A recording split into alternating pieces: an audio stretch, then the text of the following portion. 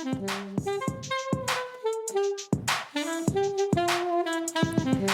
วัสดีค่ะยินดีต้อนรับเข้าสู่ SOS Sustainability 101 นะคะวันนี้นะคะเราก็จะมีแขกรับเชิญถึง2ท่านเลยทีเดียวนะคะมาพูดคุยกันหนุ่งหนิงนิดนึงนะคะก็เรียกว่าก็ทุกคนที่เชิญมาวันนี้เนี่ยก็เรียกว่าเคยทำงานด้วยกันมาก่อนนะคะก็ทำเรื่อง consulting เนี่ยแหละค่ะแต่เป็นเรื่อง sustainability and climate change กับภาคธุรกิจนะคะที่ PwC Consulting ค่ะก็จะขออนุญาตให้คนที่อาวุโสกว่านิดนึงนะคะในเชิงของการทำงานที่ PwC ที่อยู่กับเรามาก่อนเนี่ยเริ่มแนะนำตัวก่อนนะคะก็คือน้องมิ้นค่ะน้องมินค่ะแนะนำตัวนิดนึงค่ะค่ะสวัสดีค่ะคาริมาชัยแสงจันทร์นะคะหรือว่ามิ้นก็ปัจจุบันเนี่ยทำงานอยู่ที่ IFC หรือ International Finance Corporation ซึ่งเป็นบริษัทเงินทุนระหว่างประเทศในเครือของธนาคารโลกหรือว่า World Bank Group นะคะจะดูแลและช่วยเหลือสนับสนุนให้เงินลงทุน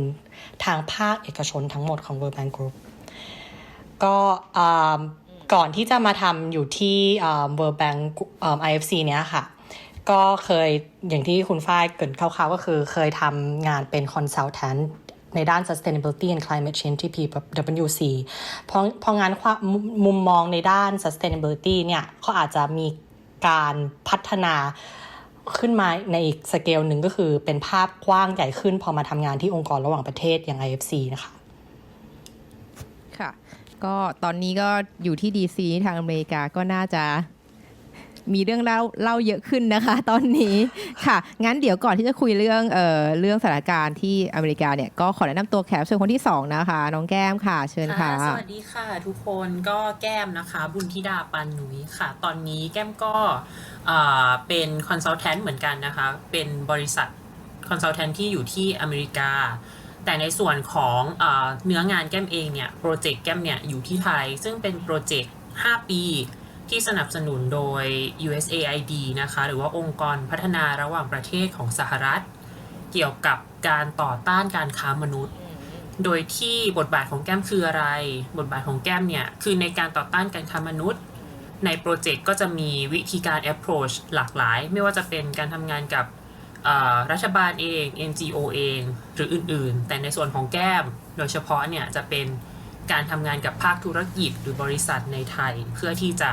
แก้ปัญหาการต่อต้านการค้ามนุษย์ค่ะอันนี้คือบทบาทในปัจจุบันส่วนก่อนหน้านี้เนี่ยก็คือจะคล้ายๆกับทางมิ้นท์แล้วก็พี่ฝ้ายเลยก็คือเป็นคอนซัลแทนต์นะคะด้านความยั่งยืนแล้วก็การเปลี่ยนแปลงสภาพภูมิอากาศอยู่ที่บริษัท PwC ค่ะตอนนี้ก็ได้ว่าหลังจากที่ได้ทำเรื่องกับทางเป็นคอนซัลท์ในภาคธุรกิจแล้วเนี่ยก็ทุกคนก็ได้เหมือนแยกย้ายเนาะไปหาประสบการณ์เพิ่มเติมไม่ว่าจะเป็นทางแก้มก็จะไปดูจะได้ดูเรื่องการ implementation มากขึ้นนิดหนึ่งนะคะมากขึ้นเยอะเลยแหละเพราะว่าทางงานที่เราทำอยู่ปัจจุบันของ PwC อาจจะไม่ได้เป็นลง implementation เยอะในเชิงของความยั่งยืนเนาะแล้วก็ของมิ้นเนี่ยก็ไปภาพสเกลใหญ่เลยก็คือเป็นภาพของการดูเรื่องในระดับที่แบบว่าทิศทางนะคะของระดับโลกว่าจะหมุนไปยังไงอะไรอย่างนี้นะคะแล้วก็ดูเรื่องของการจะเป็นเรื่องของการเงินมากขึ้นหนักกว่าของทางที่ฝั่งที่เราเคยทำกันมาเนาะค่ะอาจจะของั้นก่อนอื่นเลยเนี่ยก็อาจจะขอเสริมนิดนึง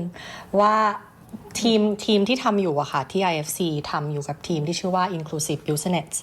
ซึ่งเป็นทีมที่มุ่งเน้นให้ IFC เนี่ยเพิ่มการลงทุนแก่ภาคธุรกิจที่ช่วยเหลือคนจนมากยิ่งขึ้นช่วยเหลือในที่นี้ก็คือทำยังไงที่จะให้คนจนหรือคนที่รายได้น้อยทางศัพท์ภาษาเทคนิคที่เราเรียกว่า BOP หรือ Base of Pyramid อะค่ะเข้ามาใน Supply Chain มากขึ้นไม่ว่าจะเป็นในฐานะที่เป็นลูกค้าเป็น Supplier หรือเป็น Retailer หรือว่าเป็นคนจัดกระจายสินค้าต่างๆเพราะฉะนั้นก็คือ IFC เนี่ยลงทุนในภาคเอกชนหลากหลายอุตสาหกรรมหลากหลายธุรกิจหลากหลายประเทศแต่ว่าไม่ได้ทุกบริษัทที่จะ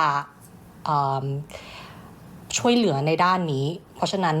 ทางทีมของมิ้นนะคะก็พยายามรณรงค์ในองค์กรแล้วก็ทางข้างนอกทำยังไงล่ะที่จะทำให้ IFC เนี่ยเพิ่มการลงทุนในบริษัทที่ช่วยเหลือแก่คนจนหรือ Base of Pyramid มากยิ่งขึ้นก็คือเรียกว่าองค์กรทั้งของแก้มของมิ้นเนี่ยก็ค่อนข้างก็มีมิชชั่นที่ชัดเนาะว่าจะช่วยใครกลุ่มไหนเนาะแล้วก็หลังจากนั้นก็จะมีเรียกว่าพอมีการระบุแล้วว่ากลุ่มไหนที่เราจะ ช่วยในการแก้ปัญหาเรื่องความยั่งยืนเนี่ยมันก็จะเริ่มตามมาด้วยการวิธีการต่างๆที่จะช่วยให้สิ่งนั้นมันเกิดขึ้นมากขึ้นเนาะเอิ่มถ้าอย่างนั้นเนี่ยก่อนที่จะเราเข้าคุยเรื่องความยั่งยืนเนี่ยในแต่ละบทบาทของมินของแก้มที่แบบเป็นบทบาทใหม่เนาะที่เรียกว่าต่างจากที่เราเคยเจอกันด้วยกันที่ PwC แล้วกันก็ขอถามสถานการณ์ก่อนเนาะว่าเรื่องโควิด -19 เนี่ยที่เข้ามาเนี่ยเป็นยังไงบ้างกระทบต่อการทำงานยังไงบ้างชีวิตเป็นยังไงอะไรอย่างนี้นะก็เริ่มที่แก้มก่อนละกันอืม ค่ะก็ชีวิตก่อนเริ่มจากเรื่องเบาๆก่อน ก็คือแน่นอนว่าน่าจะคล้ายๆกับหลายๆคนก็คือนับตั้งแต่กลางเดือนมีนาคมเป็นต้นมาก็ทำงานจากที่บ้านค่ะแล้วก็ในส่วนของงานเองเนี่ยหลายๆโปรเจกต์ที่แก้มดูอยู่แต่เดิมแผนในการลงไป implement มันคือต้องอาศัยการเดินทางการลงไปคุยกับผู้มีส่วนได้ส่วนเสียมากมายสิ่งเหล่านี้ก็จะชะงักลงใช่ไม่สามารถทำได้ตามไทม์ไลน์หรือแผนเดิมบางอย่างเราสามารถมี contingency plan ย้ายมันเข้าไปในแพลตฟอร์มทางออนไลน์ได้แต่ว่าด้วยความที่ผู้มีส่วนได้ส่วนเสียบางกลุ่มเขาก็ไม่ได้สะดวกที่จะมาใช้สมาร์ทโฟนหรือว่ามา get on Skype ด้วยกันหรือบางกิจกรรมมันก็ไม่สามารถทำออนไลน์ได้จริงๆนี้ค่ะเราก็จะต้องเหมือนเลื่อนแผนออกไปก่อนแล้วก็ทำสิ่งที่ทำได้เพราะฉะนั้นในส่วนของเนื้องานหลักที่ทำอยู่เองเดิมยังดำเนินต่อแต่ว่าทำลายจะช้าลงนอกจากเนื้องานเดิมแล้วอะค่ะโควิดก็จะกระทบในส่วนของเนื้องานใหม่ๆที่เพิ่มเข้ามาอย่างเช่นที่แก้มเกริ่นไปว่าบทบาทของแก้มเนี่ยเกี่ยวกับการทำงานกับบริษัทเพื่อที่จะแก้ไขปัญหาด้านแรงงานใช่ไหมคะทีนี้พอเรากลับไปคุยกับพาร์ทเนอร์เดิมๆของเราที่คุยกันอยู่คราวเนี้ยโฟกัสเขาจะไม่ได้อยู่ที่เรื่องเดิมละไม่ใช่ความยั่งยืนในแบบเดิมอีกต่อไปที่เขาเคยคุยกับเราไว้เขาจะต้องเอาเวลาและ resource และงบประมาณของเขาตอนเนี้ยมาแก้ปัญหาเฉพาะหน้าก่อนเพราะฉะนั้นโฟกัสเขาก็จะ shiftในส่วนของทีมแก้มเองที่เรามีหน้าที่ในการช่วยออกไอเดียหรือว่า implement project สร้างโปรเจกต์เราก็จะต้องเหมือนมีการ pivot กลยุทธ์ของเราด้วยเช่นกันว่าเราสามารถทำอะไรได้บ้างที่จะมาช่วยแก้ปัญหาที่กลายมาเป็น priority ตอนนี้ก็คือเรื่องของที่แรงงานได้รับผลกระทบจากโควิดทางตรงทางอ้อมค่ะก็คือจะมีงานอีกส่วนหนึ่งเพิ่มขึ้นมาเป็นในเรื่องของ COVID Response โดยเฉพาะเป็นโครงการที่ต้องมาคิดกิจกรรมเพิ่มให้สอดแทรกเข้าไปในกลุ่ม stakeholder ที่เราทำงานด้วยอยู่แล้วเนี่ยค่ะใช่ซึ่งตรงนี้เนี่ยก่อนที่จะไปของน้องมิ้นนะคะก็คือรู้สึกว่าคีย์เวิร์ดอันนึงที่แก้มพูดขึ้นมาคือเรื่องการที่พยายามจะชิปหลายๆอย่างเนี่ยเข้าไปเป็นทางออนไลน์หรือ virtual platform มากขึ้นเนี่ยแต่มันก็ติดตรงจุดที่ว่าหลายๆ stakeholder ที่เราต้องไปยุ่งกับเขาเนี่ยเขาไม่ได้มีเรียกว่า access to พวก mobile device หรือแม้แต่อินเทอร์เน็ตด้วยซ้ำนะคะซึ่งตรงนี้เนี่ยก็จะเป็นเรื่องที่เราก็เพิ่งเจอกันไปก็คือเรื่องการเรียนออนไลน์ของเด็กๆทั่วประเทศไทยที่ดูเหมือนว่าคุณลืมเรื่องพื้นฐานไปก็คือว่าไม่ใช่ทุกคนที่มีมือถือหรือ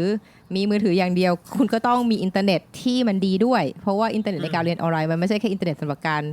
คอนคอร์เนาะมันคือต้องมีภาพและเสียงนั่นหมายความว่าคุณควรจะต้องมีสิ่งที่เรียกว่า Wi-Fi นิดหนึ่งนะคือใช้แบบ 4G อาจจะไม่ค่อยสำเร็จเนี่ยก็เลยกลายเป็นที่มาว่าจริงๆแล้วปัญหาเรื่องโควิดเนี่ยที่เกิดขึ้นเนี่ยมันยิ่งทำให้เราเห็นปัญหาที่มันมีอยู่แล้วเนาะของอาจจะเป็นของทั้งโลกแหละแต่ของไทยจะชัดมากคือเรื่องการที่เรียกว่าความเหลื่อมล้ำที่มีค่อนข้างสูงมากเนาะในเรื่องของโครงสร้างพื้นฐานต่างๆซึ่งตรงนี้ก็อาจจะให้มินช่วยแชร์ความคิดเห็นต่อได้แต่ว่าเดี๋ยวเอาของน้องมินก่อนนะคำถามด้วยกันกับแก้มว่าโควิดเข้ามามันเป็นยังไงบ้างกับการทำงานของ IFC ก็จริงๆการที่เกิดวิกฤตการณ์โควิดเนี่ยเข้ามาก็ส่งผลกระทบโดยตรงต่อการบริหารหรือจัดการเงินขององค์กรเพราะว่าโดยอย่างที่เกริ่นมาคร่าวๆค่ะ IFC จะเป็นองค์กรที่ให้เงินทุนหรือว่าช่วยเหลือทางด้านเทคนิคแก่ภาคเอกชนในประเทศสมาชิกเพราะฉะนั้นแล้วเนี่ยก็บริษัทที่เป็นลูกค้า IFC หลากหลายบริษัทนะคะ ได้รับผลกระทบจากโควิดเนื่องจากเศรษฐกิจแล้วก็ปัญหาต่างๆการขาดสภาพคล่องต่างๆวิกฤตการณ์โควิดอะค่ะส่งผลกระทบโดยตรงต่อวิธีการบริหารการจัดเงินของ IFC ก็คือจากที่ให้เงิน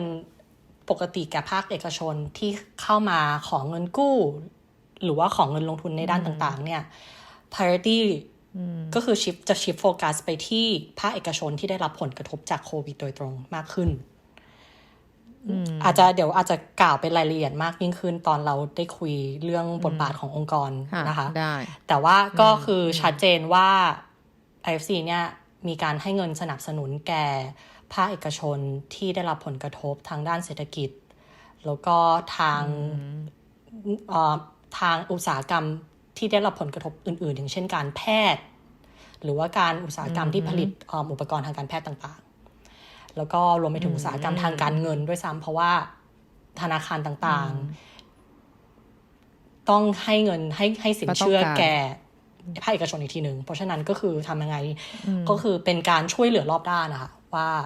หน่วยงานภาครัฐโทษทีค่ะหน่วยงานหรือภาคอุตสาหกรรมไหนเนี่ย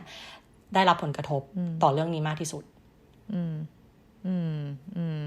ก็คือเรียกได้ว่าทางบินทางแก้มเนี่ยในพอมีโควิดเข้ามาเนี่ยก็งานเนี่ยก็ยังมีอยู่เนาะคืออาจจะมีงานบางอย่างที่เคยทำอยู่เนี่ยอาจจะเลื่อนไปคือคงไม่ได้หายไปแต่ว่าคงเลื่อนไปก่อนเนาะให้มันสถานการณ์มันสามารถทำตรงนั้นได้แล้วค่อยกลับมาทำแต่ว่าในขณะเดียวกันเนี่ยคืองานที่มีอยู่มันบางส่วนหายไปแต่ก็มีงานใหม่เข้ามาเพื่อตอบโจทย์ในการแก้ปัญหาวิกฤตการณ์ที่ตอนนี้ทุกคนเขาเผชิญนะไม่ว่าจะกี่ภาคส่วนไม่ว่าจะเป็นภาคส่วนระดับเล็กระดับกลางระดับใหญ่หรือแม้แต่ระดับประเทศก็ตามรัฐบาลต่างๆเนี่ยก็ต้องพยายามแก้ปัญหาอันนี้พร้อมๆกับเรื่องอื่นๆไปด้วยเนาะดังนั้นสิ่งที่อยากจะถามต่อคงจะเป็นเรื่องการถามที่ว่าแล้วในสิ่งที่มิชชั่นขององค์กรหรือภารกิจหลักที่เราเคยมีกันในเรื่องการแก้ปัญหาเรื่องความยั่งยืนไม่ว่าจะเป็นเรื่องของแรงงานเรื่องของความยากจนต่างๆเนี่ยสิ่งเหล่านี้เนี่ยมันก็ยังทำอยู่ไหมในสถานการณ์ที่มีโควิดหรือว่าตอนนี้คือมุ่งเป้าที่แก้โควิดก่อนอย่างเดียวแล้วเรื่องนี้หยุดไปก่อนมิ้นขอความเห็นของทาง IFC ก่อนไม่หายนะคะเพราะว่าคือต้องท้าความนิดนึงก่อนว่าองค์กรของกลุ่มธนาคารโลกหรือ World Bank Group อะค่ะมีจุดเป้าหมายหรือจุดประสงค์หลักๆอยู่2จุดประสงค์หรือว่าที่เรียกว่า Twin Goal ก็คือขจัดความยากจนแล้วก็ส่งเสริมการกระจายรายได้ร่วมกันเพราะฉะนั้นคอหลักของการดำเนินกิจการหรือการช่วยเหลือภาครัฐเอกชนเนี่ยยังอยู่แต่ว่าอาจจะเน้นไปที่การให้เงินทุนแก่ภาคส่วนที่ได้รับผลกระทบมากที่สุดก่อนเท่านั้นเองแต่ว่าลูกค้าที่ทางบริษัทหรือทางองค์กรให้ความช่วยเหลือตลอดเวลาก็คือเป็นองค์กรเป็นบริษัทที่นอกจากสร้างผลกำไรแล้วก็คือต้องสร้างผลกระทบทางด้าน development ด้วยเพราะว่าทุกครั้งที่ IFC เนี่ยจะให้เงินกู้หรือว่าตัดสินใจในการลงทุนแก่โปรเจกต์หรือบริษัทอะไรก็แล้วแต่เนี่ยจะผ่านขั้นตอนหลากหลายขั้นตอนเลยแหละกว่าที่บอร์ดจะ approve ว่าโปรเจกต์เนี่ยสามารถที่จะดำเนินการได้ซึ่งหนึ่งในขั้นตอนนั้นก็คือการวัดผลกระทบทางการ development โดย IFC ค่ะเขาจะมีสิ่งที่เรียกว่า AIM ก็คือ Anticipated Impact Measurement and Monitoring ในการวัดผลกระทบจากโปรเจกต์ก็คือ Project Outcome แล้วก็วัดผลกระทบทางการตลาดหรือว่า Market Outcome ก็คือวัดผลทางโดยตรงทางโปรเจกต์แล้วก็วัดผลที่นอกเหนือจากผลกระทบจากโปรเจกต์นั้นเพราะฉะนั้นทุกโปรเจกต์ที่เข้ามาที่บอร์ดจะ approve เนี่ยจะต้องผ่านกระบวนการที่จะ make sure แล้วว่าโปรเจกต์ที่เราจะไปลงทุนเนี่ยนอกจากจะสร้างผลกำไรแล้วยังต้องสร้างผลกระทบทางการพัฒนาที่ดีด้วยเชิงบวกใช่เพราะฉะนั้นไอ้ไครทีเรียเหล่านี้ยังอยู่ค่ะถึงแม้ว่าจะชิฟโฟกัสไปที่การช่วยเหลือทางการเงินในภาคเอกชนที่ได้รับผลกระทบทางโควิดแต่ว่าไอ้ตัวตัวที่วัดผลกระทบตัวเนี้ยค่ะก็ยังเป็นไครทีเรียหนึ่งต้องมีอยู่ใช่ก็คือก็ยังถือว่ายังเป็นสิ่งที่เป็นคอหลักหรือว่าสิ่งที่เป็นจุดเป้าหมายหรือจุดประสงค์ขององค์กรอยู่ ซึ่งตรงเนี้ยค่ะ พอจะตัวอย่างได้ไหมเวลาเราพูดถึงเรื่องการที่แบบโอเค market impact เนี่ยอันเนี้ยเข้าใจคืออย่างน้อยก็ profit เนาะที่ต้องมี แต่ถ้าเกิดไอ้ส่วนที่มันเป็นด้านอื่นที่เป็นเชิง development เนี่ยยกตัวอย่างเช่นมันคือตัวชี้วัดอะไรคะที่เราใช้ แล้วแต่ลักษณะหรือเนเจอร์ของโปรเจกต์นั้นๆกิจการของโปรเจกต์นั้นๆใช่ อย่างเช่นถ้าเป็นทางเอิ่มทางทางทางการแพทย์ อย่างเช่นมีโรงพยาบาลเนี้ยค่ะมาขอเงินกู้จาก IFC เราให้เงินกู้ไปเราก็จะไปดูว่าผลกระทบทางการแพทย์หรือว่าทางสังคมเป็นยังไงบ้างในโปรเจกต์นั้นๆก็จะมีหลายอินดิเคเตอร์ที่ทางเซกเตอร์อีโคโนมิสค่ะเขาจะเป็นคนดูซึ่งถ้าจะขอยกตัวอย่างทาง development เนี่ยอินดิเคเตอร์หนึ่งที่สามารถเชื่อมโยงกับ sustainability ได้เขาอาจจะดูว่าจำนวนคนไข้ที่โรงพยาบาลเนี่ย target ที่จะช่วยเหลือเท่าไหร่ถ้าในของทีมมิ้นก็จะดูลึกลงไปอีกว่าจำนวนคนไข้อะในจำนวนเหล่านั้นเนี่ยมีคนไข้กี่เปอร์เซ็นต์ที่เป็นคนจนหรือคนไม่มีรายได้อันนี้ก็คือจะเป็นเซกเตอร์ทาง health ไปเลยถ้าเป็นทางด้านการเกษตรก็อาจจะดูว่าโรงงานที่มาขอเงิน IFC ไปเพื่อที่จะสร้างโรงงานเพิ่มผลผลิตทางการเกษตรของเขาเนี่ยกี่เปอร์เซ็นต์ที่เขาเนี่ยซอสวัตถุดิบมาจากชาวนาหรือว่าที่เราเรียกว่า smallholder farmer อะค่ะก็คือชาวนาที่มีในท้องถิ่นใช่อะไรประมาณนี้ค่ะ ย่อย ถ้าเป็นด้านสิ่งแวดล้อมก็อาจจะเป็นโปรเจกต์ในทางการผลิตกระแสไฟฟ้าก็อาจจะดูว่ามีผลกระทบในทางสิ่งแวดล้อมคือลดก๊าซคาร์บอนไดออกไซด์มากน้อยขนาดไหนหรือว่าถ้าดูผลกระทบทางการเข้าถึงของประชาชนที่ไม่ได้รับไม่ได้รับหรือไม่ได้ใช้ไฟฟ้ามาก่อนเนี่ยมีกี่เปอร์เซ็นต์ที่เขาที่โปรเจกต์เนี่ยจะมาช่วยเขาได้อะไรอย่างเงี้ยค่ะคือเรียกว่าเพิ่ม access to เหมือน utility access to ไฟฟ้า electricity อะไรอย่างนี้เนาะจากในพื้นที่ที่อาจจะไม่เคยมีไฟฟ้าเข้าถึงซึ่งแบบว่าอาจจะเป็นในเรื่องของอยู่ห่างไกลมากการทำตั้งเสาไฟฟ้าจะไม่คุ้มอาจต้องเปลี่ยนเป็นเรื่องการใช้เป็น off grid ก็คือพวกแบบเป็น solar energy แทนหรือเปล่าที่แบบว่าคุณก็ stand alone อะไรอย่างนี้เนาะใช่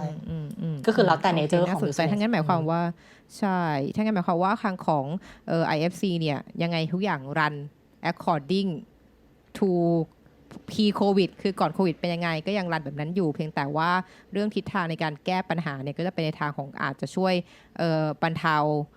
วิกฤตจากโควิดตอนนี้อาจจะเป็นจุดหลักเพียงแต่ว่าถ้าเกิดคุณจะบรรเทาวิกฤตโควิดคุณก็ต้อง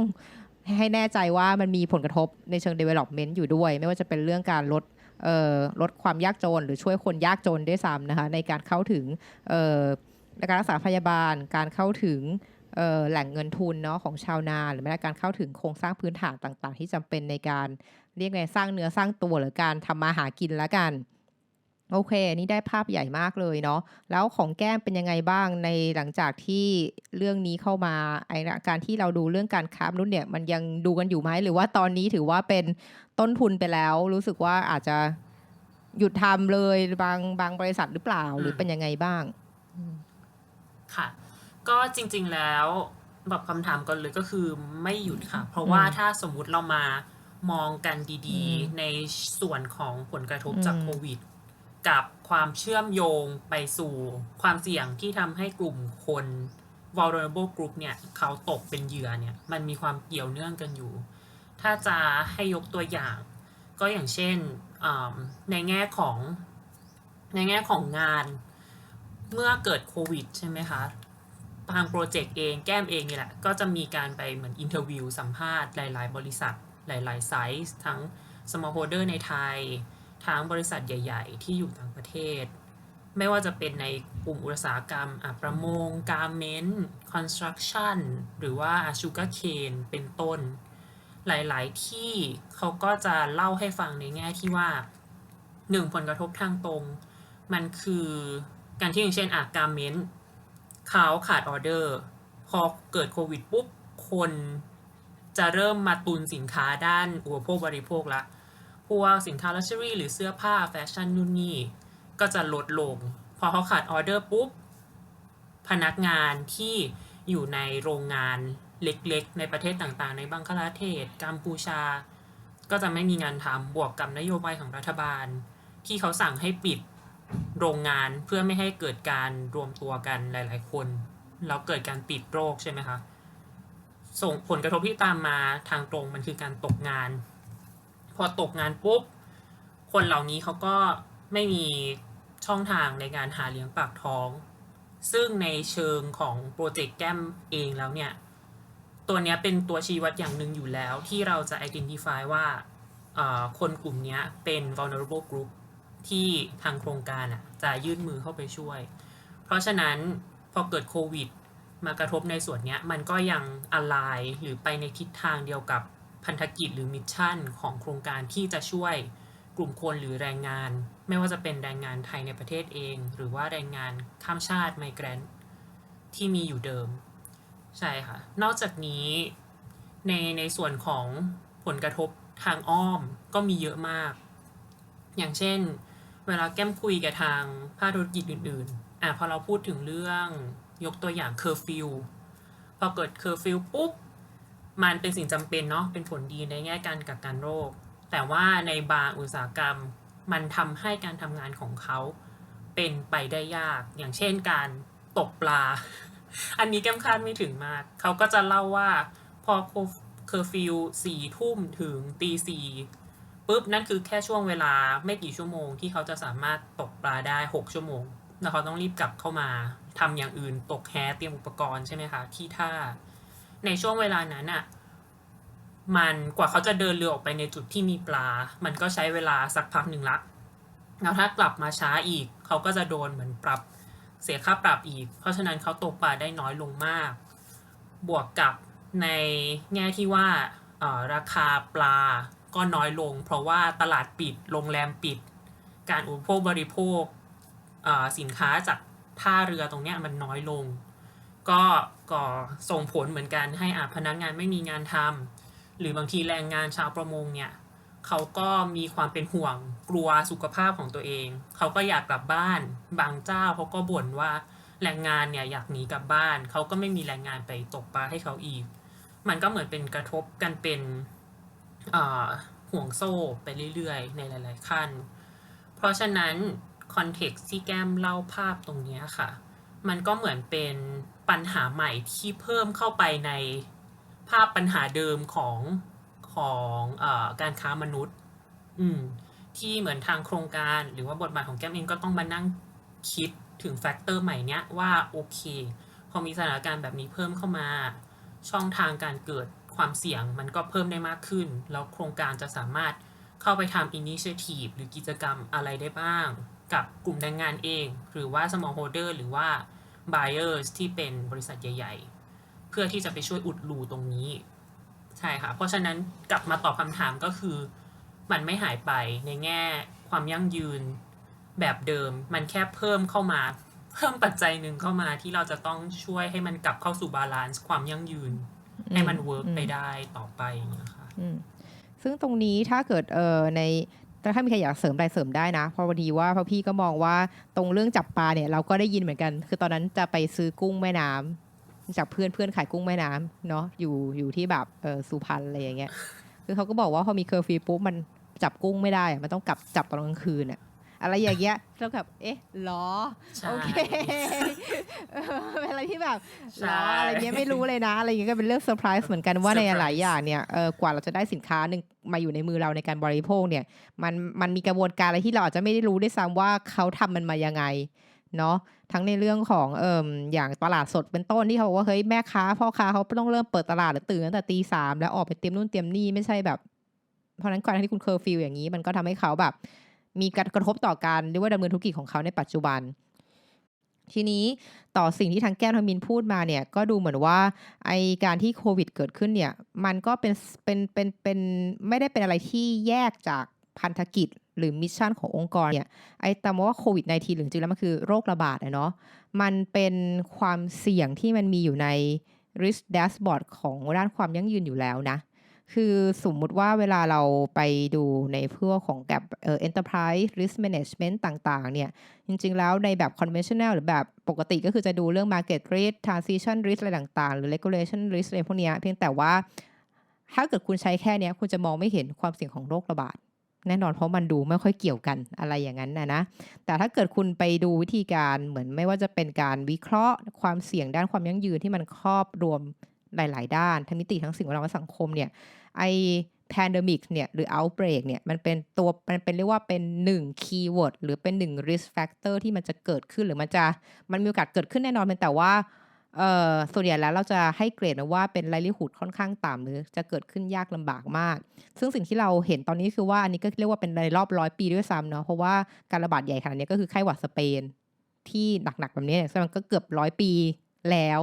เลยเป็นที่มาว่าธุรกิจเนี่ยเหมือนไม่ได้เตรียมตัว แต่ถ้าเกิดคุณอยู่ใน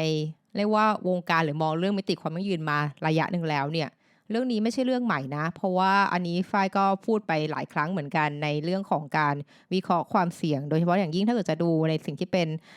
หลักฐานหรือว่าเป็น progress ต้องไปดูของ World Economic Forum เนาะเขาจะมีการวิเคราะห์risk report ทุกปีแล้วก็ไอ้คำว่า pandemic เนี่ยหรือเกี่ยวกับโรคระบาดเนี่ยมันก็มีอยู่ในเรียกว่า10 ปีที่ผ่านมามีการพูดถึงมันอะเพียงแต่ว่ามันเป็นตัวที่มันต่ำมากอะโอกาสเกิดจะต่ำมากทำให้คนเนี่ยเหมือนละเลยและไม่สนใจซึ่งพอเหตุการณ์นี้เกิดขึ้นมาเนี่ยก็มีหลายบริษัทที่ได้ยินได้ฟังมาว่าเขาก็จะหยุดอะไรก็ตามที่ไม่เกี่ยวกับเรื่องการ making profit หยุดหมดอะไรอย่างเงี้ยนั่นก็หมายความว่าเรื่องความยั่งยืนเนี่ยก็หยุดไปด้วยเพราะรู้สึกมองว่าอันเนี้ยมันเป็นอะไรที่เป็นต้นทุนไม่ใช่การลงทุนหรือไม่ใช่การผสานกับcore business ของเขาแต่ถ้าเกิดมองในภาพของทั้งของแก้มและการของมิ้นเนี่ยก็คือจริงแล้วสิ่งที่ทำอยู่ทุกวันเนี่ยมันก็สอดประสานกันไปกับความยั่งยืนอยู่แล้วเพียงแต่โควิด -19 เนี่ยก็เป็นแค่อีกปัจจัยหนึ่งที่เข้ามาในช่วงนี้แล้วก็น่าจะอยู่ยาวประมาณไม่น่านานมากถูกไหม ต้องปรับตัว อยู่ยาว กันไป ขนาดไหนอยู่ยาวกันขนาดไหนคิดว่าจากการประเมินทั้งการทำงานของตัวเองด้วยแล้วก็ทั้งในเรื่องขององค์กรที่มีการประเมินไว้ว่าไอ้โควิดเนี่ยจะเป็นแฟกเตอร์ที่อยู่กับเรานานแค่ไหนหรือว่ามันจะผ่อนเมื่อไหร่อะไรอย่างเงี้ยอันนี้ได้มีการคุยกันในองค์กรหรือเปล่า ถ้าในส่วนของโปรเจกต์ ซึ่ง ก็จะมีเหมือนวาง contingency plan นะคะ จริงๆก็คือวางไปถึงปีหน้า 2021 เลยก็คือประมาณปีครึ่ง2 ปีใช่ในแง่ของที่ว่าผลกระทบจากโควิดมันจะยังอยู่แล้วกิจกรรมที่เราจะมาเยียวยาแม้กระทั่งว่าการแพร่ระบาดมันลดลงแล้วอาจจะหลายๆประเทศฮิตซีโร่แต่ว่าผลกระทบด้านเศรษฐกิจหรือที่กระทบต่อแรงงานมันยังคงอยู่เราก็วางแผนกันอีกประมาณ2 ปี2 ปีโอเคประมาณปีถึง2 ปีเหมือนกันค่ะแต่จริงๆแล้วองค์กรก็คือ observe สถานการณ์เป็นระยะแต่ในเรื่องของการช่วยเหลือเนี่ยอย่างให้เงินลงทุนเนี่ยค่ะก็time frame ที่เห็นคร่าวๆประมาณปีหรือ2 ปีก็คือเรียกได้ว่าไทม์ไลน์เนี่ยค่อนข้างจะสอดคล้องกันเกือบทุกแห่งเนาะคือจะวางไว้ประมาณ2 ปีในการที่เตรียมแผนไว้ว่าในการทำแผนคือนับจากนี้เป็นต้นไป2 ปีข้างหน้าเนี่ยคุณต้องมีการคำนึงถึงโควิดเป็นแฟกเตอร์หนึ่งเนาะเพราะเราก็เข้าใจว่าน่าจะเป็นจุดที่เป็นตัวบอก2 ปีนี่คือระยะเวลาในการพัฒนาวัคซีนนั่นแหละคือถ้าวัคซีนมันพัฒนาได้ภายใน6 เดือนเนี่ยมันก็คงจะปวยคอแค่6 เดือนแหละเพราะว่ามันน่าจะพอได้มีวัคซีนแล้วทุกอย่างมันก็เริ่มแบบไม่น่ากลัวขนาดนั้นแล้วเนาะแล้วก็อยากจะแอดออนเล็กน้อยเมื่อกี้เห็นด้วยที่พี่ฝ้ายพูดว่าจริงๆแล้วโควิดถ้าบางคนอาจจะมองว่ามันเป็น stand alone ปัญหาที่เกิดขึ้นแต่จริงๆแล้วมันลิงก์กลับไปสู่ความยั่งยืนใช่ไหมคะแก้มเห็นด้วยแล้วก็มองว่าจริงๆแล้วต่อไปจากเนี้ยแม้ว่าหลังจากโควิดอ่ะมันอาจจะเกิดเป็นการปฏิบัติหรือแนวทางใหม่เกี่ยวกับการจัดการโรคระบาดหรือสวัสดิการของมนุษย์หรือแรงงานหรือพนักงานในบริษัทเองที่ต้องเพิ่มขึ้นมาอย่างเช่นตอนนี้บริษัทเขาอาจจะมองว่าโอเคพักอย่างอื่นก่อนพักกิจกรรมต่างๆมาดูแลเรื่องโควิดแต่ว่าสมมุติพอปัญหาจบลงอ่ะบางที่เขาก็มองด้วยซ้ำว่าโอเคต่อไปตัวชี้วัดด้านแรงงานด้านสังคมของเขาอ่ะจะต้องคำนึงถึงเรื่องสวัสดิการด้านโรคระบาดการป้องกันสุขอนามัยให้มากขึ้นด้วยหรือเปล่าหรือแม้กระทั่งถ้าพูดถึงภาครัฐอย่างเงี้ยค่ะ คือปัญหานี้พอเกิดขึ้นมันก็ให้เห็นอ่าไม่ใช่คำว่าช่องโหว่มันคือนโยบายหรือสิ่งเดิมที่มีอยู่มันอาจจะต้องเพิ่มหรือปรับให้มันรับกับปัญหามากขึ้นอย่างเช่นเรื่องแรงงานอย่างเงี้ยค่ะพอแรงงานเขากลัวโรคแต่เขาเข้าถึงการรักษาในไทยได้ไม่เท่าแรงงานไทยใช่ไหมคะเขาก็อยากจะหนีกลับบ้านแต่เขาก็ติด travel restriction กลับบ้านไม่ได้แล้วเขาก็lose job ด้วยเพราะว่าเขาไม่มีงานจะทำเขาเหมือนค้างเติ่งอยู่ในจุดตรงกลางนี้ในขณะเดียวกัน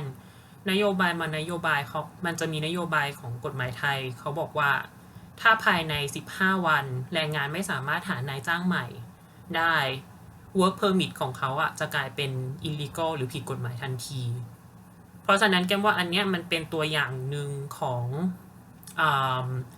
ปัจจัยที่จะทำให้ความยั่งยืนด้านสังคมมันดำเนินต่อไปได้ในอนาคตก็คือในอนาคตแก้มมองว่าน่าจะต้องคิดถึงแฟกเตอร์ของ crisis ลักษณะนี้ค่ะเข้าไปด้วยในเชิง strategy หรือกลยุทธ์ทั้งทางภาครัฐเองแล้วก็ทางภาคธุรกิจเองตั้งแต่ต้นแล้วมุมมองของน้องมิ้นล่ะคะอันนี้เป็นยังไงบ้างมินก็มองว่ามันมีนัยสำคัญค่อนข้างเยอะต่อการปรับการดำเนินธุรกิจของภาคเอกชนแล้วก็คือการช่วยเหลือจากรัฐบาลโดยเฉพาะทางธุรกิจเนี่ยคือจะปรับการดำเนินธุรกิจอย่างไรให้มันไปได้ดีกับสถานการณ์ที่เราเรียกว่า new normal นี้อย่างเช่นมีขอยกตัวอย่างลูกค้าที่เป็นบริษัทที่เป็นลูกค้าของ IFC ชื่อว่าซาลาอูโนซึ่งเป็นบริษัทที่เกี่ยวกับให้การรักษาทางตาค่ะจากสุแพทย์ประมาณนั้นก็คือเป็นคลินิกที่รักษาตาโดยให้ความช่วยเหลือแก่คนที่มีรายได้ต่ำด้วยซึ่งคลินิกเหล่านี้ตั้งอยู่ที่ประเทศเม็กซิโกสิ่งหนึ่งที่ทางบริษัทเนี่ยค่ะเขากำลังที่จะพยายามพัฒนาก่อนที่จะเกิดโควิดก็คือสิ่งที่เรียกว่าเทเลเมดิซินก็คือใช้วิดีโอคอนเฟอเรนซ์ในการที่ให้คุณหมอหรือเจ้าหน้าที่ทางการแพทย์ให้คำปรึกษาแก่คนไข้พอเกิดตัวโควิดเนี่ยขึ้นมาทางบริษัทเนี่ยก็คือเร่งการพัฒนาให้ตัวเทเลเมดิซินเนี่ยเป็นไปได้เร็วขึ้นกว่าเดิมใช่ก็คือจะเห็นหลากหลายบริษัทเหมือนกันที่พยายามที่จะปรับ business model เนี่ยให้มันไปได้รอดกับสถานการณ์โควิดนี้ก็คือเรียกได้ว่ามันทุกวิกฤตมันก็มีโอกาสเสมอเนาะอยู่ที่ว่าเรามองเห็นมันกันหรือเปล่าในการไม่ว่าจะเป็นแค่แก้ปัญหาหรือบางทีอาจจะเป็นการสร้างรายได้แบบใหม่ด้วยซ้ำเพราะก็ค่อนข้างเชื่อแน่นอนว่าในวิกฤตการณ์นี้มันก็มีคนที่เจ็บหนักกับคนที่เรียกได้ว่าได้สร้างกำไรมหาศาลที่ได้ข่าวในไทยนี่ก็คือเรื่องหม้อต้มไรน้ำมันหม้อทอดแบบไร้น้ำมันที่ใช่ที่ตอนนี้แบบว่าอย่างของฟิลิปก็บอกว่าเนี่ยยอดขายพุ่งไป 200% น่ะในช่วงโควิดเพราะว่าทุกคนอยู่บ้านก็ซื้อหม้อหุงข้าวซื้อนู่นซื้อนี่กันหม้อทอดไร้น้ำมันใช่นี่ฮิตในไทยมากตอนนี้คือแบบว่าทอดหมูกรอบซึ่งแบบว่าคิดว่ามันเพราะไม่มีน้ำมันมันจะผอมแต่จริงแล้วหมูกรอบมันไม่ผอมอยู่แล้วไหมหรือแม้แต่พวกอีคอมเมิร์ซต่างๆที่อัตราการเติบโตก็ค่อนข้างสูงทุกคนแบบอยู่บ้านไม่มีอะไรทำก็ซื้อของเล่นดีกว่าอะไรอย่างเงี้ยก็เลยเป็นอะไรที่เรียกว่าในวิกฤตเนี่ยมันก็มีบางคนที่เขาทำรายได้เพิ่มขึ้นหรืออย่างคุณ Amazon แน่นอนรายได้เรียกว่า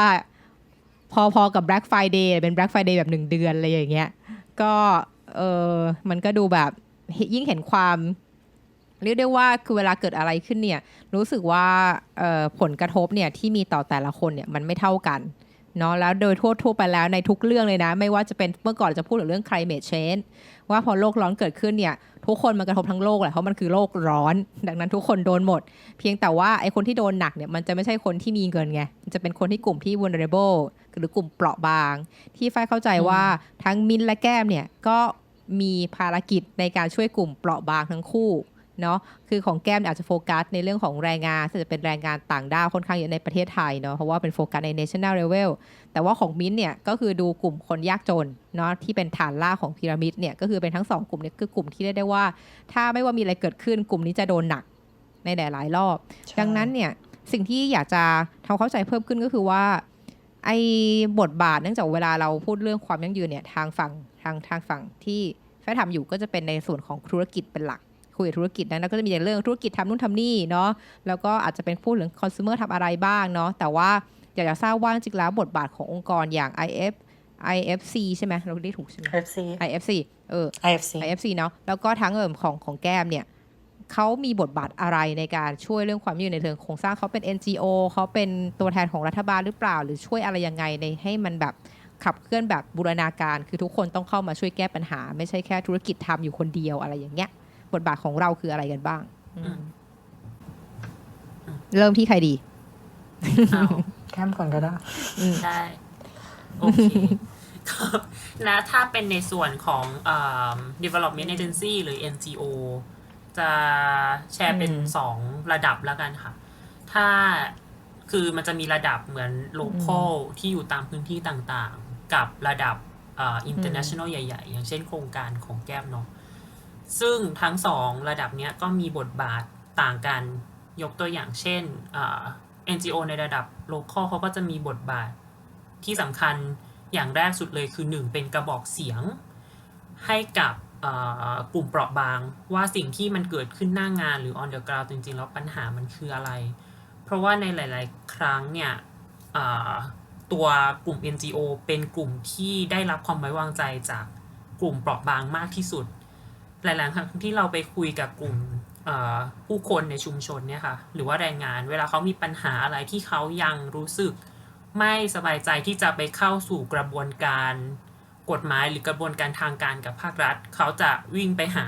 กลุ่ม NGO ในระดับรากหญ้าก่อนเพื่อที่จะปรึกษาแล้วก็หาวิธีการแก้ไขต่อไปเพราะฉะนั้นกลุ่ม NGO เลเวลแรกเนี้ยเขาจะรู้ปัญหาในเชิงรายละเอียดในเชิง practical เยอะมาก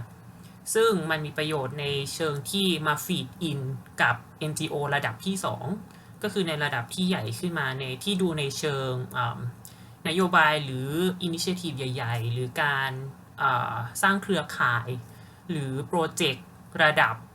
ภูมิภาคหรือระดับประเทศเพื่อที่จะให้เห็นภาพมากขึ้นว่าปัญหามันคืออะไรเพราะว่าถ้าไม่มีในกระบอกเสียงมุมมองจาก NGO ระดับรากหญ้าตรงนี้อะค่ะบางที best practice ที่ทาง NGO ระดับใหญ่เองเอามาทำหรือว่าไกด์ไลน์จากต่างประเทศที่เราเอามาวางกรอบของกิจกรรมเนี่ยมันไม่ได้เวิร์กเสมอไปเพราะว่ามันไม่ตรงกับคอนเท็กซ์ในประเทศอย่างเช่นหลายๆครั้งที่ทำงานในยกตัวอย่างอุตสาหกรรมเกษตรกรรมแล้วกันน้ำตาลเราก็จะมองว่ามันมีปัญหาหลักเรื่องแรงงานชายขอบที่เข้ามาทำงานเป็น seasonal worker เข้าๆออกๆเข้าๆออกๆมีความผิดกฎหมายทางเอกสารบ้างหรือบางทีมีเรื่อง debt bondage บ้างมีการรับเงินก่อนหน้าแล้วมาหักทีหลังบ้างหรือว่าเรื่องแรงงานเด็กที่มาวิ่งทำงานอยู่ในไร่น้ำตาลบ้างแต่ว่าทีนี้พอเราไปฟังจากมุมมองของ NGO ระดับรากหญ้าหรือว่าตัวกลุ่มเปราะบางเองมันมีปัจจัยในเชิง cultural หรือเชิงการปฏิบัติที่ทำกันมานาน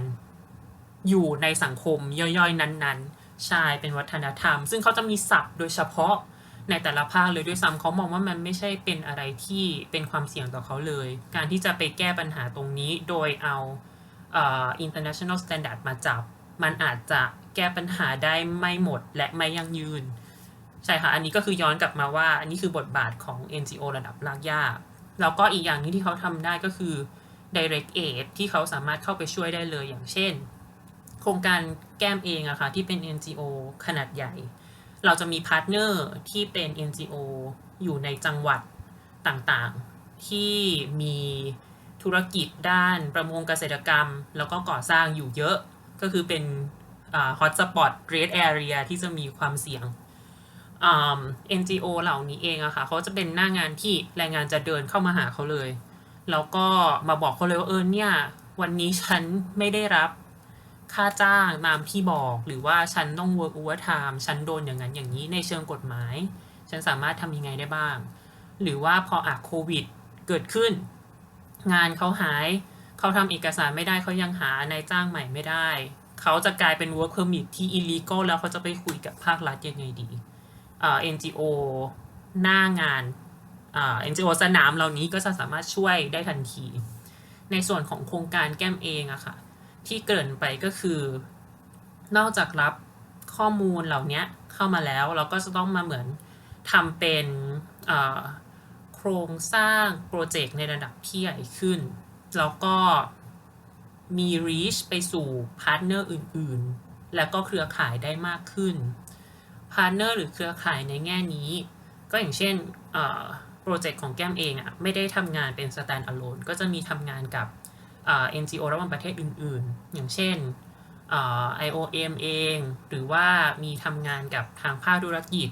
คือบริษัทที่เป็น buyers ใหญ่ที่มีมาลงทุนในไทยเพราะว่าเขาก็จะมี access ใน supply chain ของเขาเพื่อที่จะให้เราลงไปทำงานได้นี้ใช่ไหมคะในส่วนของโครงการเองเนี่ยก็มีบทบาทในแง่ที่เอาเครือข่ายเหล่านี้ค่ะเหมือนมานั่งคิดแล้วก็คุยกันว่าโอเคถ้ามันเกิดปัญหาอย่างนี้ขึ้นในระดับรากหญ้าสามารถแก้อะไรได้บ้างยกตัวอย่างเช่นยกตัวอย่างนอกโครงการแก้มก่อนอย่างเช่น IOM เรามีคุยกับเขาก็จะมีทำในลักษณะเป็นไกด์ไลน์สำหรับนายจ้างและธุรกิจในการจัดการกับปัญหาสวัสดิภาพของแรงงานทั้งไทยและแรงงานต่างชาติหรือว่าจัดการปัญหาเกี่ยวกับการเยียวยาให้กับแรงงานที่ได้รับผลกระทบจากโควิดนอกจากนี้โครงการแก้มเองก็จะมีทำเป็นเหมือนskill training สำหรับกลุ่มเปราะบางที่เขาสูญเสียงานไปสูญเสียรายได้ไปให้ดึงกลับเข้ามาในระบบเศรษฐกิจให้เขาสามารถเหมือนมีงานทำอีกครั้งหนึ่งแล้วที่แกบอกว่ามีการใช้เครือข่ายมันคือยังไงอย่างเช่นปัจจุบันนี้ค่ะโครงการหนึ่งที่เหมือนเพิ่มขึ้นมาที่เรากำลังทำอยู่ก็จะเป็นในลักษณะที่โครงการไปจับมือกับ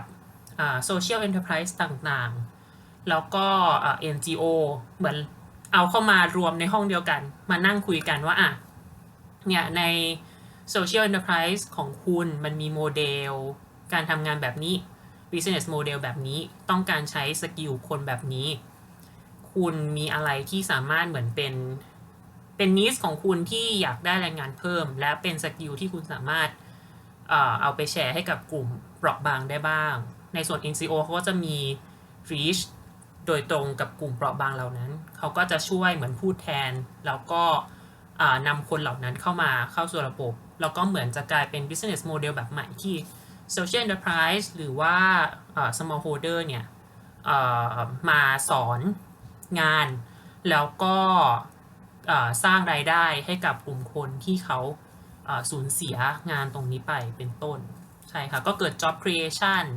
เกิดเหมือนทั้ง direct แล้วก็ indirect ความช่วยเหลือไปสู่แรงงานในไทยเป็นต้นค่ะโอเคเท่าที่ฟังดูก็แสดงว่าจริงแล้วของฝั่งแก้มเนี่ยในเรื่องของสเกลเนาะก็คือเรียกว่าลงไปถึงเรียกว่ารากหญ้าจริงๆคือเรียกได้ว่าไม่ใช่แค่ดูแค่ภาพของประเทศแล้วก็อาจจะมีระหว่างประเทศด้วยในเรื่องของแง่ของเครือข่ายในแต่ละองค์กรเนาะที่เราไปทำเกิดเขาใหญ่ก็ควรจะมีเครือข่ายเป็นระหว่างประเทศด้วยแต่ว่าของแก้มเนี่ยก็จะดูในภาพของประเทศไทยแล้วก็ลงไปถึงในชุมชนหมู่บ้านอะไรอย่างนี้ด้วยเนาะในกลุ่มรากหญ้าเลยคือไม่ได้แค่ดูแค่เลเวลในระดับแค่ประเทศอย่างเดียวทีนี้ถ้าเกิดเทียบกับของมิ้นท์คะของมิ้นท์นี่เป็นระดับไหนบทบาทขององค์กรทำอะไรบ้างของมิ้นท์เนี่ยจะค่อนข้างแตกต่างจากของแก้มที่ของแก้มจากที่ฟังดูจะเน้นไปทางแบบว่า implementation จัดแล้วก็ลงไปในระดับแบบ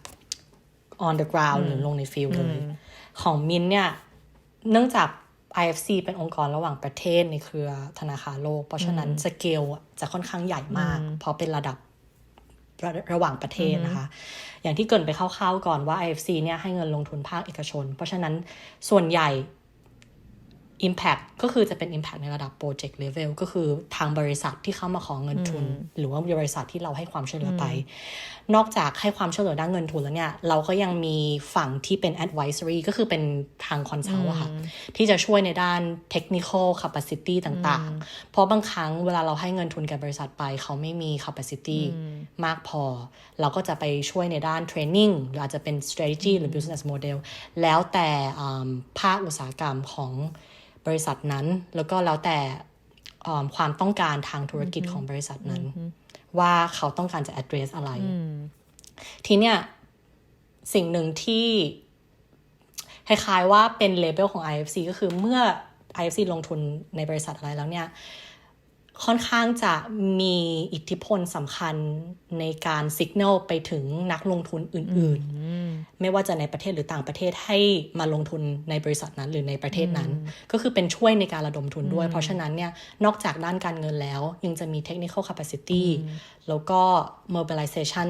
ทางด้านการเงินต่างๆที่ IFC เนี่ย add value ไปให้กับลูกค้าแต่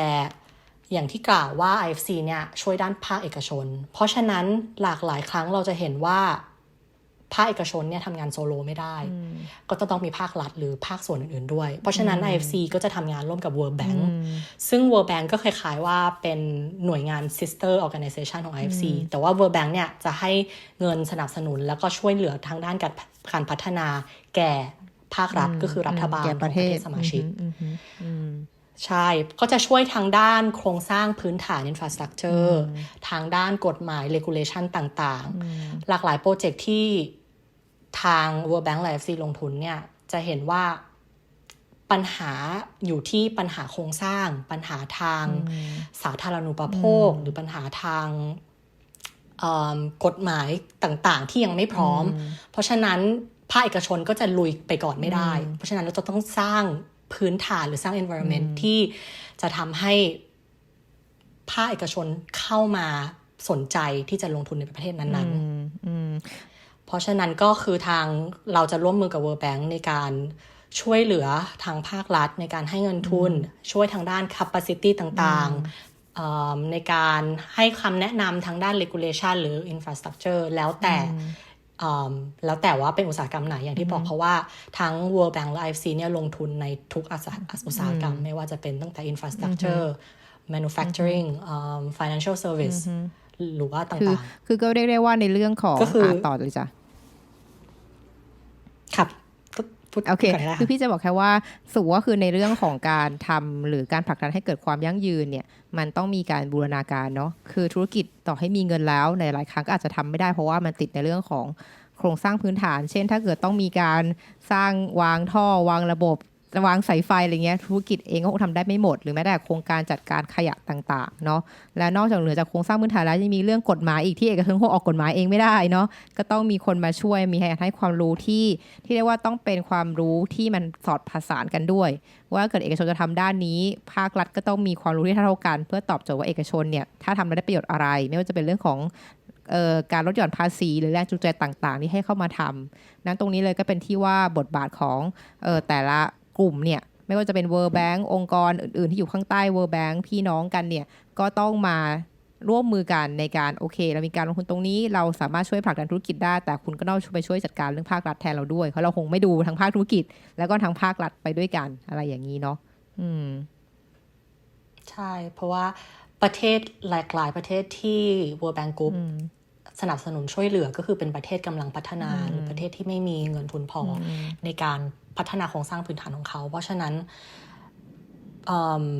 พวก knowledge หรือ know how ต่างๆรวมถึงเงินทุนเนี่ยที่ World Bank Group ให้ก็คือจะสำคัญมากในการที่จะไปพัฒนา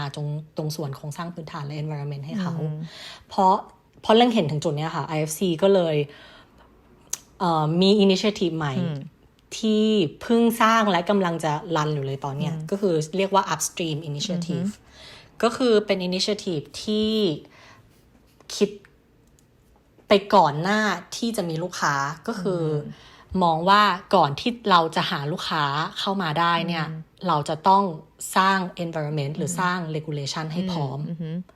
ก็คือจะเป็นโครงการระยะยาวอย่างเช่นถึง5ปีคือทำยังไงล่ะที่เราจะสร้างโครงสร้างพื้นฐาน regulation ต่างๆให้พร้อมที่ภาคเอกชนจะเข้ามาลงทุนตรงส่วนเนี่ยก็คือจะไปทำงานร่วมกับ World Bank ก็คือเป็น partnership กันในการแก้ไขปัญหาส่วนนี้อันนี้พี่ขอถามได้ไหมว่าพี่เข้าใจถูกในเรื่องของการที่เป็นแบบ upstream initiative คือเหมือนกับว่าถ้าเราอยากจะเน้นเรื่องการลดโลกร้อนการใช้พลังงานสะอาดในการเดินทางมากขึ้นเราอาจจะตอบโจทย์ว่าโอเคอยากจะให้เกิดการใช้รถยนต์ไฟฟ้าขับเคลื่อนไฟฟ้ามากขึ้นในประเทศหนึ่งสิ่งที่เกิดขึ้นก็คือว่าการถ้าเกิดเราจะไปทำ upstream เพื่อให้มีคนมาลงทุนหรืออยากให้ Tesla มาเปิดตลาดอย่างเงี้ยในประเทศไทยสิ่งที่เราต้องทำคือว่าก็ต้องไปช่วยให้ทางภาครัฐเนี่ย มีโครงสร้างทางภาษีในการนำเข้ารถยนต์ไฟฟ้าที่ถูกลง โดยอาจจะให้รถแบบไม่เก็บภาษีเลยก็ได้ อาจจะมีการช่วยดูซิว่าคุณจะทำที่ชาร์จไฟทั่วประเทศยังไง เพื่อให้ว่าใช้รถไฟฟ้าขับรถไฟฟ้าเนี่ยใช้ได้ทั่วประเทศอะไรอย่างนี้ไหมแล้วก็กฎหมายต่างๆ ก็คือเรียกว่าเราไปวางตรงนี้ให้ก่อนให้พร้อมก่อนในระดับหนึ่งแล้วก็เชิญชวนนักลงทุนมาช่วยลงทุนหน่อยเนี่ยเรามีกฎหมายรองรับมีภาษีให้นะมีแรงจูงใจให้อะไรอย่างเงี้ยคุณช่วยลงทุนไหนวางปั๊มแทนที่มีแค่ปั๊มกับน้ำมันอย่างเดียวก็มีปั๊มชาร์จไฟด้วยอยู่ด้วยกันอะไรอย่างนี้หรือเปล่าลักษณะนั้นใช่ไหมหรือว่าคล้ายๆก็คือประมาณว่าก็คือแล้วแต่ว่าประเทศนั้นมีปัญหาอะไรอย่างที่พี่ฝ้ายเกิดนะคะว่าปัญหาหลักของเขาเป็นเรื่องทางด้านภาษีหรือเปล่าหรือปัญหาเราคือ infrastructure เขาไม่พร้อมเราก็จะไปดูว่าปัญหาแก็บตรงนั้นคืออะไรแล้วก็จะต้อง fix แก็บตัวนั้นก่อนที่จะก่อให้เกิดการลงทุนมากขึ้นในประเทศนั้นโอเคเข้าใจแล้วเหมือน prep school เหมือนแบบโรงเรียนเตรียมนิดนึงเตรียม อะไรประมาณนั้นเนาะถ้าอย่างนั้นตรงนี้สนใจมากในเรื่องของบทบาทของทั้งองค์กรแบบ IFC ทั้งของทางแก้มเองทั้งที่อยู่ภายใต้ USA แล้วก็จริงๆแล้วพวกเราดูค่อนข้างเป็นกึ่งๆในเรื่องของ consult เนาะก็ยังคงทำงานเป็นที่ปรึกษาอยู่นะไม่ว่าจะเป็นแล้วก็เป็นการให้ความรู้ให้องค์ความรู้มากกว่าซึ่งหลายๆครั้งเนี่ยเราจะรู้สึกว่าจริงแล้วเรื่องความยืนมันก็ไม่ใช่เรื่องที่ยากขนาดนั้นนะดูเลยจริงแล้วถ้าเราก็สงสัยว่าทำไมต้องให้ความรู้นะแต่จริงแล้วมันก็เป็นเรื่องที่คนที่เขาไม่เคยคุ้นเคยเขาก็ไม่เข้าใจจริงๆว่ามันยังไงแล้วมันเชื่อมโยงธุรกิจยังไงทีนี้สิ่งที่เป็นคำถามที่หลายครั้งก็จะได้รับมากขึ้นก็คือว่าเราต้องมีแบ็กกราวด์อะไรในการทำงานองค์กรแบบนี้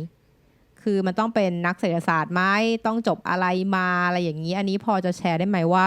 คนที่ทำงานรอบตัวของแก้มกับมินตอนนี้เขาแบ็กกราวด์เป็นอะไรเป็นเอนจิเนียร์หรือเป็นอะไรหลากหลายแค่ไหนอะไรอย่างเงี้ยเริ่มที่แก้มก่อนอะโอเคโอเคตัวเองและคนรอบตัวถ้าเริ่มจากตัวเองนะคะแบ็กกราวด์ของแก้มก็จะเป็นinternational relations หรือรัฐศาสตร์จริงๆอาจจะมองว่าไม่เกี่ยวนี่นาทำไมไม่เป็นการทูตแต่จริงๆแล้วแก้มว่าหลายๆอย่างจากการเรียนรัฐศาสตร์ได้นำมาใช้ในการเป็นคอนซัลท์ด้านความยั่งยืนมากๆไม่ว่าจะเป็นเรื่องของการเข้าใจบริบทสังคมเศรษฐกิจว่ามันเกี่ยวข้องกันยังไงเพราะว่าอย่างใน sustainability เองแก้มว่ามันพัวพันกันมากเลยในเรื่องของเศรษฐกิจกับสังคมเพราะว่าตัวขับเคลื่อนเศรษฐกิจหรือกลไกตลาดมันก็คือกิจกรรมที่มนุษย์ทำที่มีผลต่อมนุษย์มันคือการ coexist ของ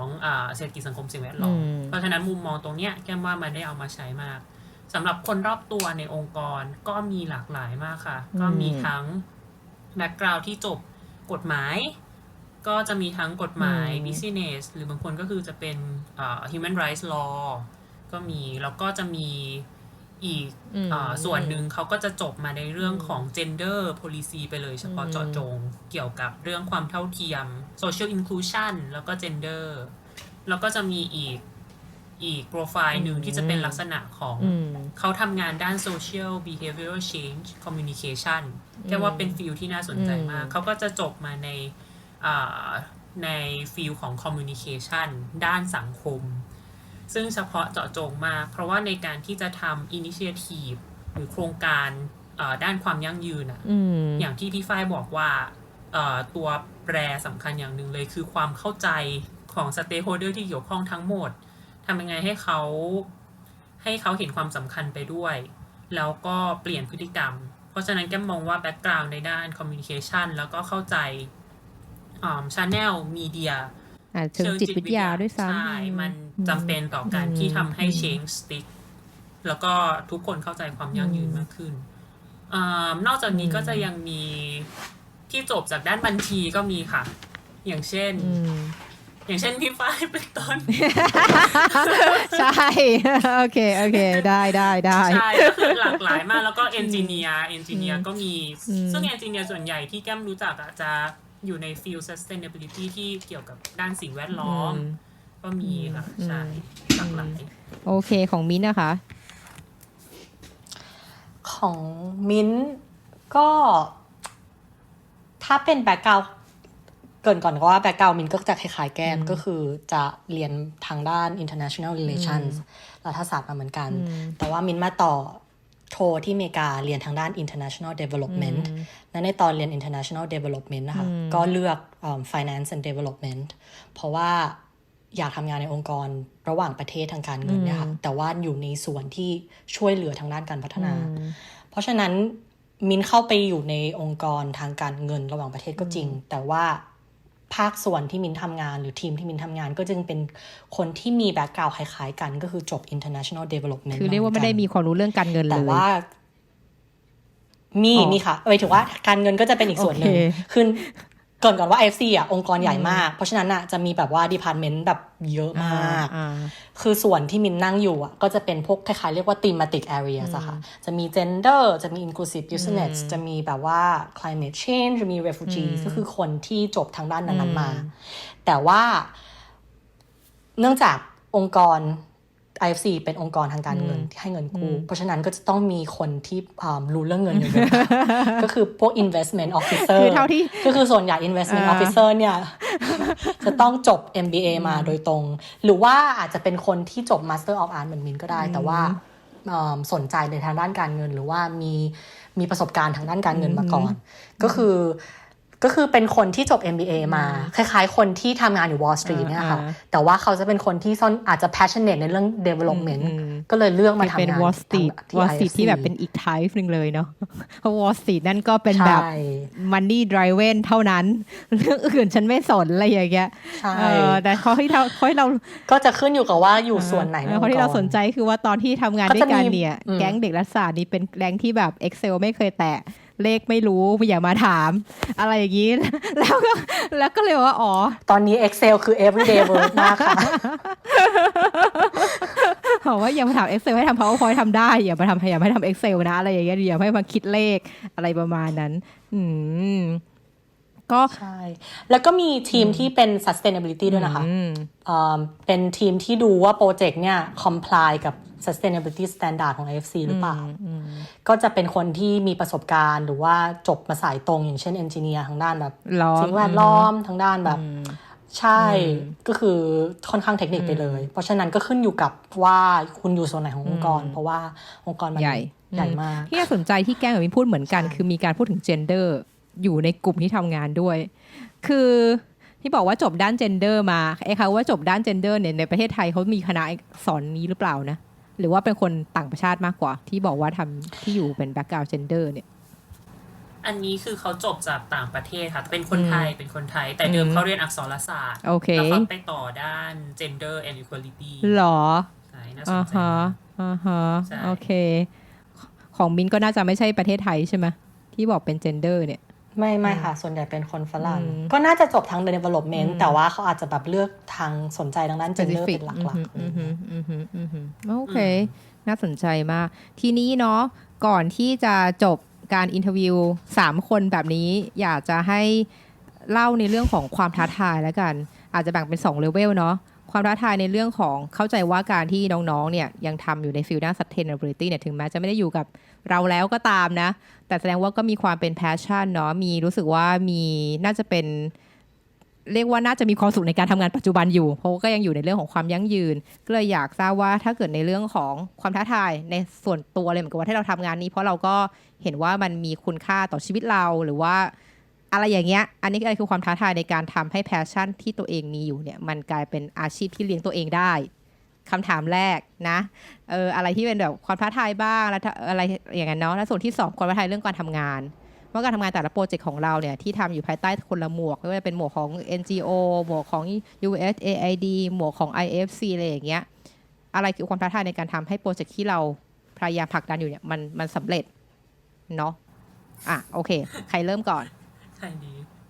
แกมก็ได้จ้ะตอบในเชิงการทำงานก่อนละกันก็ในเชิงการทำงานนะคะความท้าทายหลักๆที่พอปขึ้นมาในหัวเลยคือมี2เรื่องอันแรกก็คือจะเป็นในเรื่องของการ get buy in จาก stakeholder ไม่ว่าจะเป็นธุรกิจหรือว่าเจ้านายเราเองเวลาเราเสนอไอเดียใหม่ๆโครงการหรือว่า community หรือว่า เวลาเรามีอินิเชทีฟใหม่ๆเทคโนโลยีใหม่ๆที่ไปช่วยเสริมสร้างความยั่งยืนเนี่ยแล้วมันจะต้องมีกลุ่ม user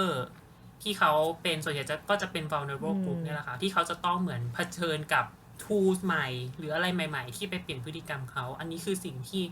ยากมากที่จะทำให้เขา adopt ในส่วนนั้นแล้วก็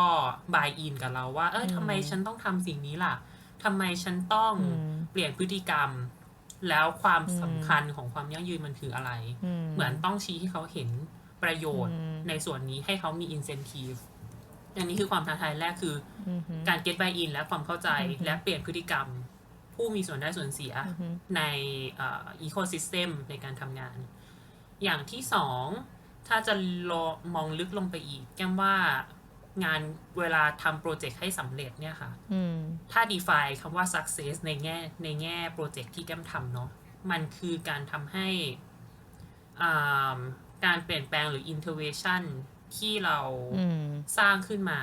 มันสามารถคงอยู่ได้ด้วยตัวเองแม้ว่าโปรเจกต์เราจะจบไปแล้วแม้ว่าเราจะวางมือสมมติจบ5 ปีงบหมดไอ้โซลูชันที่เราคิดขึ้นมาแล้วใส่เข้าไปในสังคมให้มันยั่งยืนมากขึ้นเนี่ยมันจะอยู่ได้ด้วยตัวเองยังไงซึ่งในเชิงโปรเจกต์แก้มอะในซัตเทนเป็น inception ใช่ค่ะมันจะมีคำหนึ่งที่โปรเจกต์แก้มจะพูดกันตลอดเวลาคือคำว่า viability หรือว่าการทำให้มันคงอยู่ใน ecosystem ของมันด้วยตัวมันเองได้ด้วยการสร้าง business case ยกตัวอย่างให้เห็นภาพอย่างเช่นจากการที่แก้มฟัง SOS มาหลายๆ EP มากๆ เวลาแต่งหน้าช่วงเช้านะคะที่ไฟจริงๆถ้าเราแบบถอยออกมาสัก 2-3 ก้าวแล้วมองภาพความยั่งยืนแก้มจับใจความได้อย่างหนึ่งว่าหลายๆครั้งมันคือการสร้างความยืนเนี่ยมันเกิดจาก innovation อย่างเช่นสมมุติธุรกิจเสื้อผ้าใช่ไหมคะเขามองว่าการผลิตโดยใช้วัสดุจากขนสัตว์มันคือความไม่ยั่งยืนเพราะมันกระทบกับ animal rights หรือการผลิต almond milk มันกระทบความยั่งยืนเพราะว่ากระบวนการผลิตมันใช้ทรัพยากรน้ำจำนวนมหาศาลหรือว่าการที่กุ้งที่เราไปซื้อมาจากซูเปอร์มาร์เก็ตเนี่ยมันไม่ยั่งยืนเพราะว่ามันเกิดมาจากน้ำมือของแรงงานทาสในหลายๆครั้งสิ่งที่เราสรรหามาเป็นโซลูชันเพื่อแท็กเกิลกับความไม่ยั่งยืนเนี้ยมันคือนวัตกรรมไม่ว่าจะเป็นเทคโนโลยีใหม่การสรรหาวัตถุดิบแบบใหม่หรือว่านวัตกรรมในเชิงการปรับความคิดของผู้บริโภคทีนี้ไอ้ตัวนวัตกรรมตรงนี้ค่ะทำยังไงให้มันคงอยู่ได้เองอันนี้คือสิ่งที่ทีมแก้มคุยกันตลอดเวลาตั้งแต่เริ่มคิดโปรเจกต์ย่อยๆอย่างเช่นฟังได้ฟังแล้วเหมือนเรื่อง Inception เลยทำยังไงให้เราแบบฝังความคิดที่มัน simple เรียบง่ายมากๆให้อยู่ในหัวเขาแล้วเขาก็จะพัฒนาไปเองโอเคยกตัวอย่างให้มันมี incentive ด้วยยกตัวอย่างเช่นเอาตัวอย่างที่ทำอยู่เลยแล้วกันในอุตสาหกรรมประมงค่ะเรื่องแรงงานทาส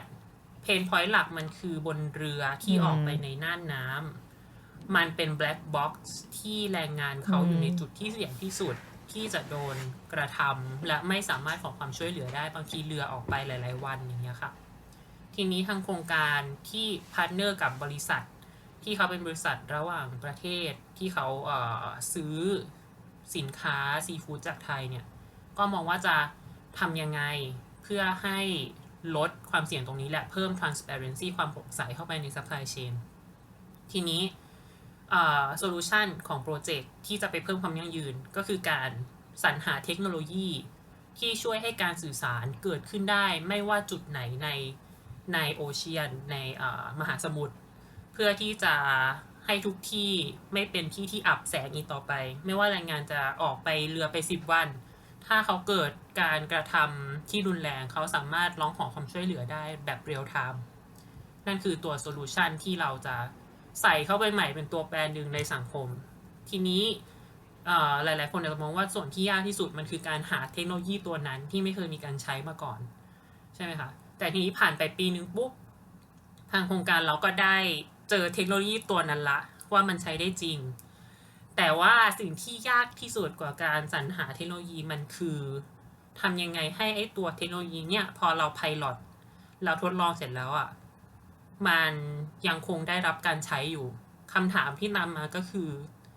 เจ้าของเรือเองหรือว่า buyers เองเขาก็จะถามว่าแล้วใครจะเป็นคนออกค่าแพ็กเกจรายเดือนค่าอินเทอร์เน็ตหรือว่าในเชิงของงบประมาณที่มันเพิ่มขึ้นมาคำถามที่สองคือเราทำยังไงให้แรงงานเนี่ยเขาใช้ต่อไปให้เขาเข้าใจว่าความสำคัญมันคืออะไรแล้วจะรู้ได้ไงว่าแรงงานทุกคนเขามี access เขาบางคนอาจจะไม่ได้มีสมาร์ทโฟนหรือเปล่าอย่างนี้เป็นต้นเพราะฉะนั้นไอ้คำถามเกี่ยวกับเรื่องaffordability เรื่อง business case ทำยังไงให้มันมี incentive ที่ทั้งนายจ้างลูกจ้างจะใช้ต่อไปอันนี้เป็นคำถามที่ทางโครงการก็คือถามตัวเองทุกวันแล้วก็ตั้งอินดิเคเตอร์ต่างๆมากมายขึ้นมาเพื่อที่จะเหมือนวัดผลว่าโอเคถ้าสมมุติมันมีประโยชน์มากไปกว่าเรื่องของการช่วย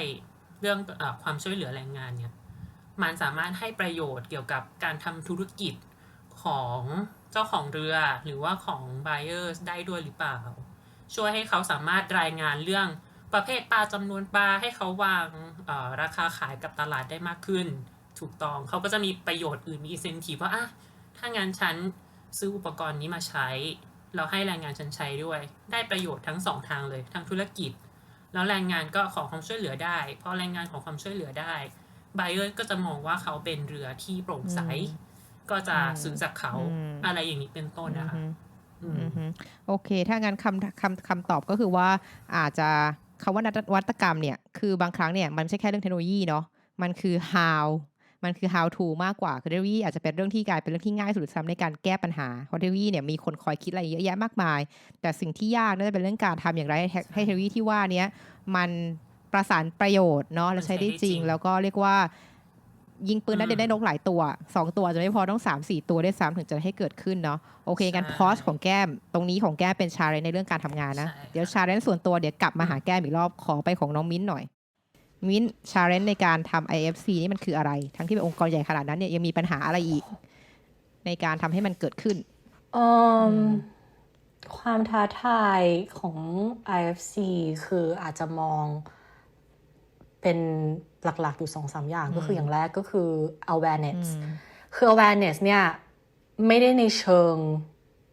ต่อการเข้าใจนะคะแต่เป็นเชิงของการตระหนักรู้มากกว่าคือเนื่องจาก IFC objective ก็คือช่วยทางด้านการพัฒนาเพราะฉะนั้นทุก mindset ในด้าน development อยู่ในหัวของทุกคนที่ทำงานอยู่แล้วแต่อาจจะไม่ได้มีทุกคนในหน่วยงานที่เข้าใจว่าอย่างเช่นมินทำ inclusive business นะคะว่า inclusive business เนี่ยคือมีอยู่ด้วยหรอ1 2คืออะไรอะไรอย่างเงี้ยค่ะเพราะฉะนั้นความท้าทายก็คือการที่จะ communicate กับคนในองค์กรให้เขารู้ว่าIFC มีทีมนี้อยู่นะ แล้วเมื่อไหร่ก็ตามที่มีโปรเจกต์ที่เข้ามาเกี่ยวข้องเนี่ยคุณสามารถติดต่อเราได้หรือว่าจะทำอะไรล่ะที่ทำให้โปรเจกต์นั้นเนี่ย address ในเรื่องของคนที่คนยากจนหรือคนที่อยู่ในรากฐานที่อยู่ตรงรากฐานของพีระมิดมากขึ้นอะไรอย่างเงี้ยค่ะอันนี้ก็คือ1ก็คือ awareness and communication ของคนในองค์กรเองเนาะอันนี้คนองค์กรเองโอเคเนื่องจากใหญ่ต้องบอกว่ามันใหญ่มากๆแล้วมันไม่ได้มีอยู่ที่ DC มันมีอยู่แบบ180หรือ190ประเทศทั่วโลกอะค่ะคือ country office ด้วยนะเพราะฉะนั้นแบบว่าที่ผ่านมาเราก็จะมีการแบบ reach out ไปถึงแบบ country office หลากหลายประเทศอะไรอย่างเงี้ยว่าเขาทำอะไรอยู่บ้างแล้วเราทีมเราคืออะไรเพื่อจะทำให้เขาเข้าใจในเนื้องานแล้วก็ให้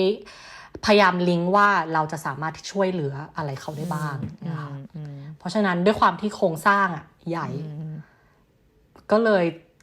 ลยความท้าทายอย่างแรกก็คือจะทำยังไงให้คอมมิวนิเคตไปทั่วถึงความสำคัญของสิ่งที่เราทำอยู่โอเคมินว่าอันนี้ก็คือหลักๆอันหนึ่งค่ะความท้าทายอีกประการหนึ่งที่มินคิดว่าเป็นความท้าทายในการทำงานที่ IFC ก็คือ อาจจะกล่าวในการทำงานที่ headquarter เพราะ DC ก็คืออยู่ที่เป็น headquarter ของ IFC กับ World Bank ใช่ไหมคะเพราะฉะนั้นแล้วเนี่ยงานที่ทำเราไม่ได้จับโปรเจกต์จริงๆ on the ground คืองานที่อยู่ headquarter สำหรับมินคิดว่ามันค่อนข้างที่จะแบบ high level หรือ policy oriented เพราะฉะนั้นเราก็อาจจะไม่ได้เห็นภาพที่แบบอย่างที่แก้มเห็นเป็นแบบ implementation หรือ practical ที่ country office อะค่ะเขาจับงานจริงๆเพราะฉะนั้นมินว่ามันก็เป็นอีกรูปแบบหนึ่งที่เกิดจากสถานที่และโครงสร้างขององค์กรแต่ว่าถ้าถามว่าเราสามารถเข้าถึงได้ไหมเข้าถึงได้แต่เนื่องจากการบริหารการจัดการหรือการดำเนินโปรเจกต์เนี่ยถ้าเป็นแต่ละประเทศก็คือเขาจะแยกส่วนแต่ละประเทศกันแต่ก็มีการแชร์ knowledge หรือว่าแชร์ know how ต่างๆจากประเทศหรือจากทีมที่ทำมาแล้วที่สำเร็จมาแล้วโอเคแต่คนที่ทำงานอยู่ที่ headquarter ส่วนใหญ่ก็จะเป็นคนที่คล้ายๆว่าเป็น influencer ค่ะเป็น thought leadership มากกว่าคือ drive idea หรือ know how คือเพราะฉะนั้นคือเหมือนอยู่บนหอคอยงาช้างไหมคืออาจจะเห็นภาพใหญ่มองกว้างแต่ว่าจะไม่ได้ลงไปแตะพื้นดินเองอะไรอย่างนั้นใช่อันนี้ก็อาจจะต่อเป็นความท้าทายในการทำงานที่อาจจะต่อไปถึงความท้าทายในเรื่องส่วนตัวต่อได้เลยงั้นมิ้นก่อนเลยต่อนะก็เนื่องจากที่มันเป็น high level เนี่ยในส่วนตัวแล้วก็เลยรู้สึกว่าบางครั้งเราไม่ได้เห็นสิ่งที่เกิดขึ้นจริง on the ground เนาะไม่ได้เห็นว่าผลกระทบเนี่ยส่งผลดีต่อคนเหล่านั้นต่อสังคมหรือชุมชนเหล่านั้นมากน้อยแค่ไหนเพราะว่าเนื่องจากการทำงานอยู่ที่ headquarter เป็นหลัก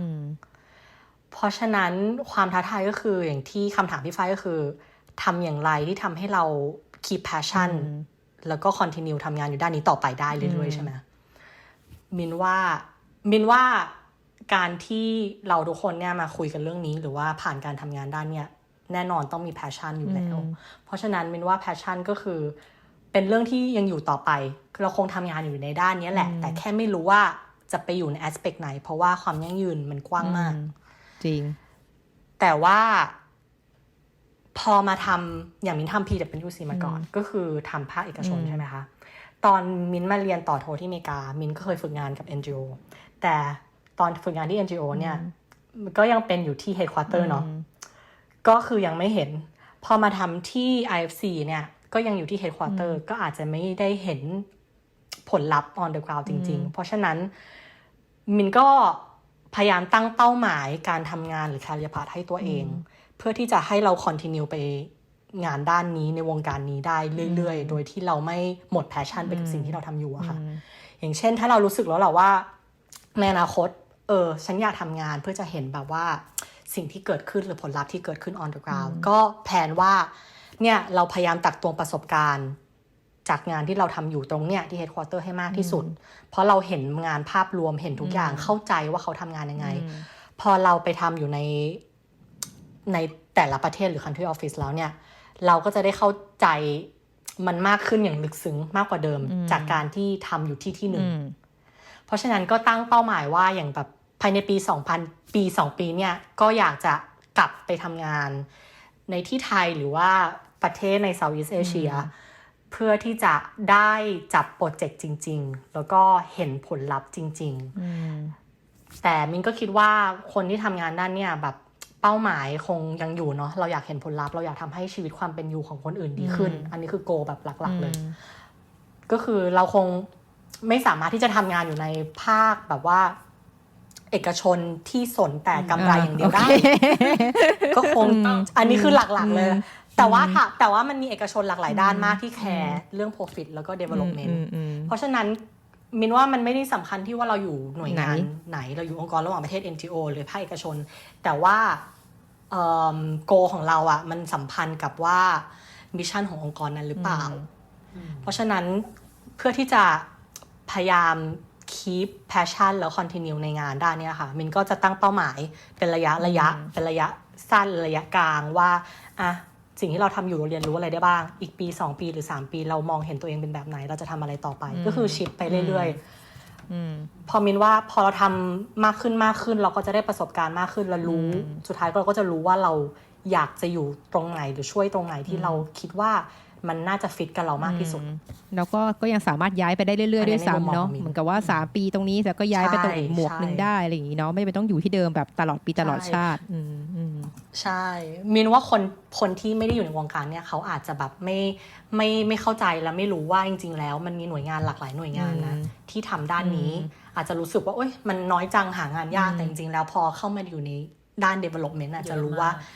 โอ้โหมันค่อนข้างมีหลากหลายส่วนเลยแหละที่ช่วยทำได้ไปตลอดหลายชาติก็ยังอาจจะไม่พอด้วยซ้ำเนาะอะไรอย่างนี้เป็นหลักชาติกันเลยทีเดียวของและมินกับแอบคิดว่าเป็นส่วนงานที่อาจจะแบบได้รับผลกระทบแต่ไม่ได้แบบผลกระทบแบบหนักขนาดนั้นจากวิกฤตการโควิดด้วยเพราะเรื่องการพัฒนาต้องทำอย่างต่อเนื่องและสม่ำเสมอไม่ว่าจะมีโควิดหรือไม่มีโควิดเพราะฉะนั้นน่าจะเป็นสิ่งที่แบบต่อเนื่องเลยเรียกว่าไปอย่างยั่งยืนเรื่อยๆเรียกว่าจ็อบเรียกว่าอาจจะไม่โดนปลดไม่ต้องลดคนงานอย่างแน่นอนคือเรียกว่ามีงานด้านนี้อะไรอย่างนี้เนาะค่อนข้างมั่นคงในเชิงนั้นได้โอเคแก้มค่ะชาเลนจ์ในแง่ของindividual หรือว่า passion ในการทำงานใช่ไหมคะเริ่มจากสิ่งยากเย็นต่างๆที่เจอในที่มากระทบต่อ passion ก่อนก็คือในระหว่างการทำงานของแก้มอาจจะเป็นลักษณะเหมือนbottom up เนาะเราเริ่มจากเหมือนเห็น practice ต่างๆเล็กๆ on the ground ว่ามันมีปัญหานู่นนี่อะไรบ้างเราสร้าง solution แล้วเราพยายาม implement สิ่งที่ทำให้เกิด discouragement หรือว่าทำลายแรงใจหรือ passion มากที่สุดคือบางที road block ที่เราเจออะค่ะในการที่เราพยายามทำให้ชีวิตมนุษย์คนอื่นดีขึ้นเนี่ยมันคือบางทีมันคือกฎหรือบางทีมันคือบทบาทของทางธุรกิจเองหรือภาครัฐเองที่มันทำให้กิจกรรมที่เราคิดขึ้นมามันไม่ feasible ซึ่งมันเป็นอะไรที่ไม่สามารถแก้ไขได้ด้วยมีตติ้งแค่ครั้งหรือ2 ครั้งอย่างเช่นบางทีนโยบายที่วางอยู่มันขัดกับกิจกรรมที่เราจะไปทำมันอาจจะต้องใช้เวลาเป็นปีในการที่เราจะค่อยๆเข้าไปคุยกับทางรัฐบาลในการที่เราจะไปฟีดอินว่านี่มันคือปัญหาในเชิงหน้างานจริงๆที่มันเกิดขึ้นนะนโยบายตรงเนี้ยมันอาจจะกว้างไกลมันไม่สามารถ enable ให้การแก้ปัญหามันทำขึ้นได้อันนั้นเป็นสิ่งที่ทำให้เกิดการเสียกำลังใจมากที่สุดเพราะเรามองว่าในเมื่อเราอุตส่าห์ identify ปัญหาแล้วเราคิดวิธีการได้แล้วแต่ว่าท้ายที่สุดมันไปติดในบางส่วนที่ทำให้ไม่สามารถเกิดขึ้นได้จริงหรือว่าในอีกส่วนหนึ่งก็คือ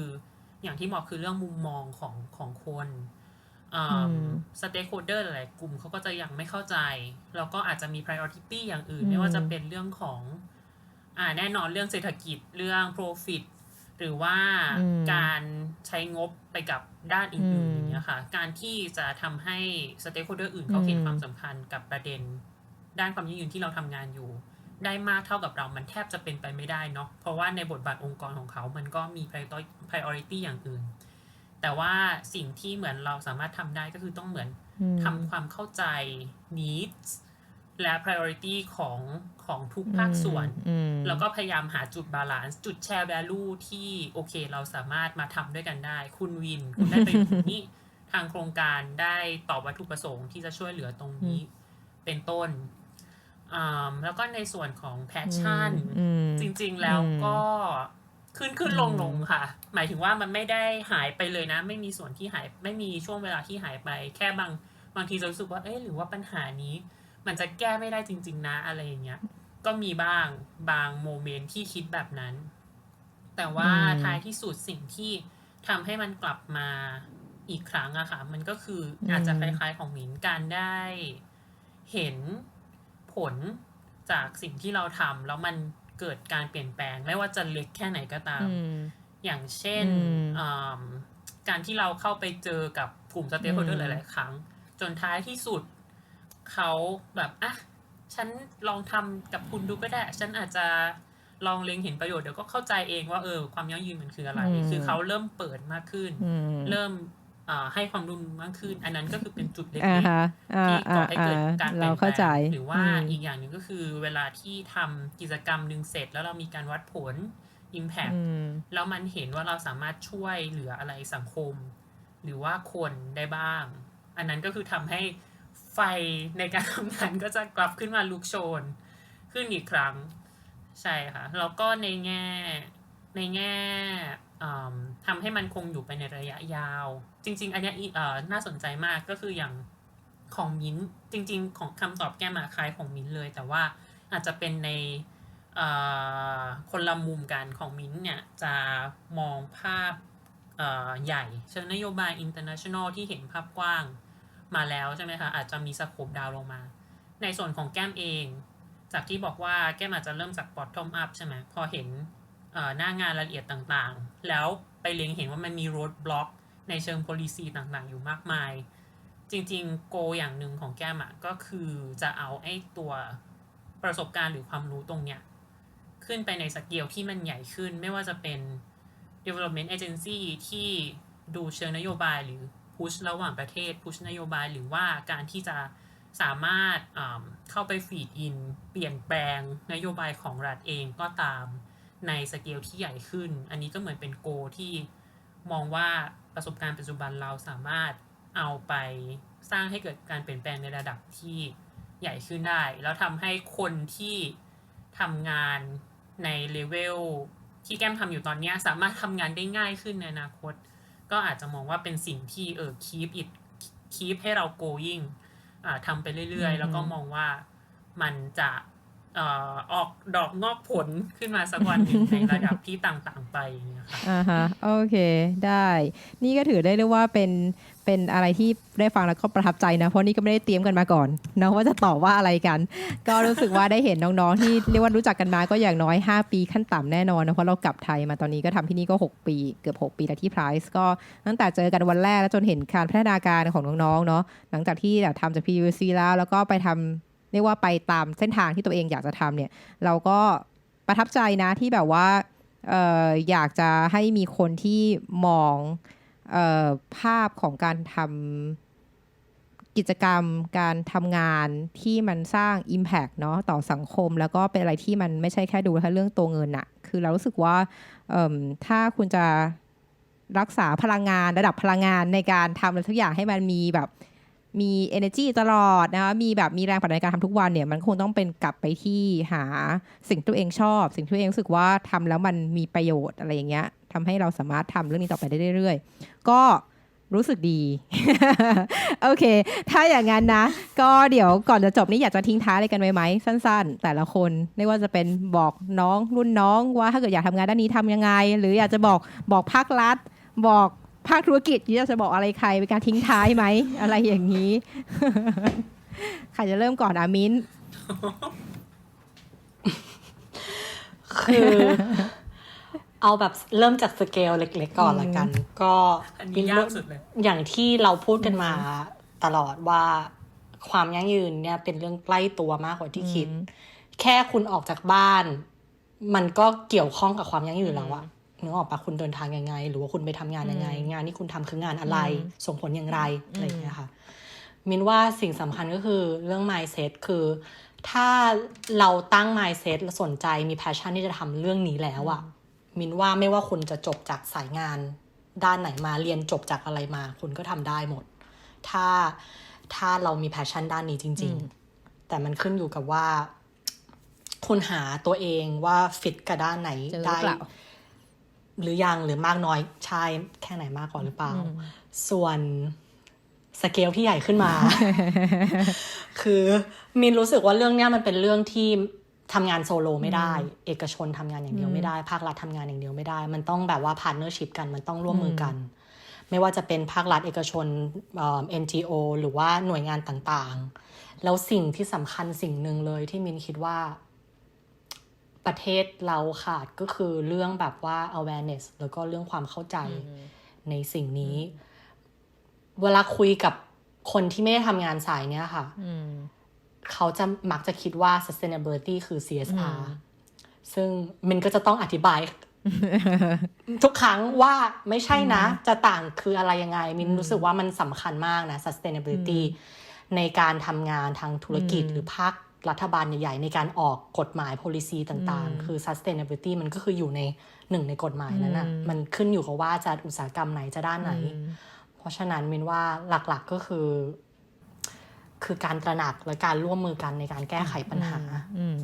มากกว่า โอเค ค่ะ แก้ม จริงๆก็ต่อเนื่องจากมิ้นเลยแล้วกัน เพราะจริงๆแก้มว่าถ้าเริ่มจากรากฐานมันก็คือความเข้าใจความตระหนักรู้จริงๆอย่างประเด็นเรื่องที่ว่าความเข้าใจว่า sustainability คือการทำบุญหรือ CSR เนี่ยมันยังเป็นอะไรที่เป็นสิ่งปกติมากในไทยโดยเฉพาะอย่างยิ่งแก้มเคยได้มีโอกาสไปสอนหนังสือนักเรียนอย่างเงี้ยค่ะเขาก็จะมองภาพไม่ออกเลยว่าให้ลากเส้นระหว่างความยั่งยืนกับโปรเจกต์ที่เขาทำอยู่มันเกี่ยวกันยังไงซึ่งแกมองว่าถ้าอยากจะฝากอะไรไว้มันก็คือการวางรากฐานตั้งแต่ในระบบการศึกษาเลยด้วยซ้ำว่าในทุกๆสายอาชีพจริงๆมันลากเส้นโยงเข้ากับความยั่งยืนได้แทบเกือบทั้งหมดเลยนะไม่ว่าคุณจะมีบทบาทอะไรในสังคมอย่างเงี้ยค่ะมันคือไม่ว่าจะเป็นเรื่อง health หรือว่าคุณจะทำเรื่องเกษตรหรือว่าเป็น engineer